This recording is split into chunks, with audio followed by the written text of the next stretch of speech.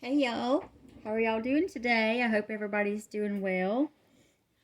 Today I'm just going to share with you this project that I shared in my last video, the little doily that I had found at the thrift store that I was going to turn into a book.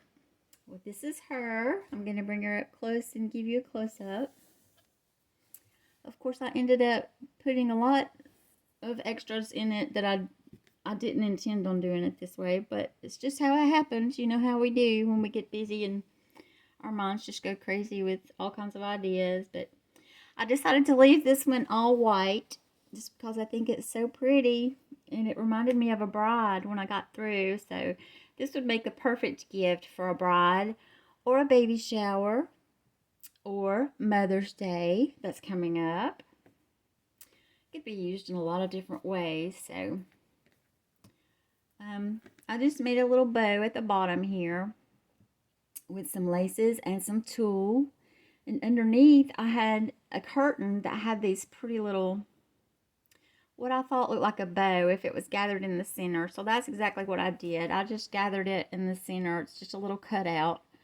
So I used that as the base of my bow. And then I just built up from there.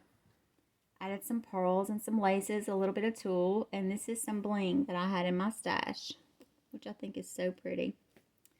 This is an applique that I got from Julie's at KS for You. It was bigger than this, and I cut it up so that it would fit.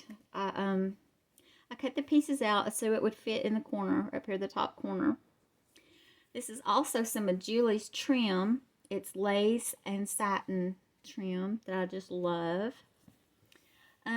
Also, I did go ahead and cover the part that I showed you in the first video, the front of the doily that looked like it could be embroidered on. I went ahead and put some lace just to kind of cover that up and to give it a little more something on the front. And anyways, I left the Battenberg because that was my favorite part. The Battenberg lace, I left it where you can see it all the way around, the top and the bottom. But I did put some on the next page. I did put some longer dangle trim because I love the dangles. I'm going to set it back down so I can flip the pages for you, but I will show you close-ups. So this is the first page. And I made some little pockets, like I think I talked about in the first video, that I wanted to make some little pockets. And this was the blouse that I showed you that I was going to make some pockets out of. And so this was the flowers that were on there. I had first thought I would make two separate pockets, and then of course I changed my mind when I got into it. So this pocket goes all the way across. The book is not that big, so I thought it would be better to keep it all together and just make the one pocket. I'll bring it up closer. So I just embellished. This was a trim, an applique from Julie's at KS for You. These are just some little pieces of flowers that I built up and added some buttons. These were off, the buttons came off of a wedding dress, a vintage wedding dress. This is some of Julie's little trim. This is some trim that I had in my stash. So added that all the way around. Of course, the Battenberg shows through on this page, which I love. This is the trim that I put across the bottom. And I'm not sure where I got that one. That one could have been in my stash for a while. I'm not sure. And then the next page is part of that, the other blouse that I was showing you in the first video. I used that on the background. I also decided to go ahead. I did line each page with a white felt just to give it a little more thickness because the fabrics in the blouses it was so fine and thin. So this gave it a little more thickness that it needed. This trim right here with the satin ribbon and the lace, this is Julie's trim from KS for You. These are some little flowers that I had in my stash. This pretty lacy trim right here, I can't remember, excuse me, there's glue strands. I can't remember where I got this, but it's so pretty. I just love it. This little piece right here I made into a little tuck spot. Just added one of Julie's little flowers and put some bling in the middle. I think I cut this off of a curtain or something and just, I thought it was a pretty shape and I just added it to make a little tuck spot. This is the central page and it's just a mirror image. I also found when I was going through my things, I had another blouse that was very similar to the first blouse I showed you in the first video. That was real fine and soft and just dainty and just very thin. So I thought that would be pretty. I like the way the lines go across. So I put that as the background on this page. And then I just built up some little pockets. This is some of Julie's appliques, the flowers underneath.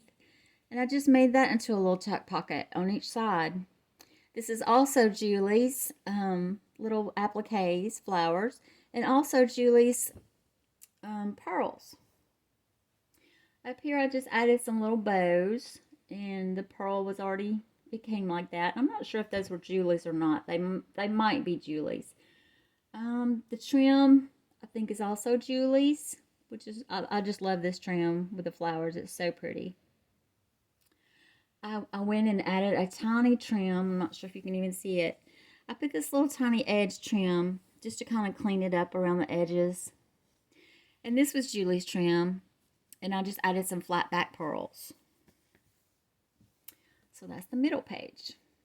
And you can also see the bottom. The dangles across the bottom. And then the last two pages. This is just a very short, small book.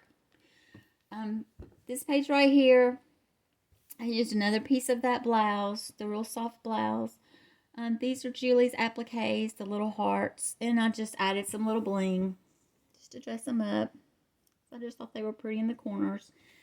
This right here, I've had some lace that I cut this off of for a long time, and each time I use it, I just usually cut it out and use it like a little cross. I just think it's so sweet. And then I just put some bling in the middle. This right here is Julie's trim, this lace, and it has a pretty satin ribbon going through the middle, and I just think that's so pretty. I love it next to this. I don't know if you can see that, but it's just so pretty together. And then this next page is also part of the original blouse I talked about. And I just made a big pocket going all the way across. Again, out of some fine mesh lace. I'm not even sure if you can see the bottom, but it has a really pretty scalloped edge. And I'm not sure, this could also be Julie's, and I just can't remember, and I'm so sorry. I need to try to write these things down so that when I go to show it, I can be for sure. And then I had this little flower trim right here that I also cut individuals and just put some bling in the center. And again, this was some I had in my stash that I went around the page. And then you can see this coming through, and the Battenberg lace still coming through. So that's it. And I just left the back plain. This is the lace I had put across the embroidery piece. And this is part of that. That's Julie's trim with the lace and the satin. And then the Battenberg shows, which I think is really cute. So tell me what y'all think. And I'm glad that you joined me today. And I hope to see you again real soon.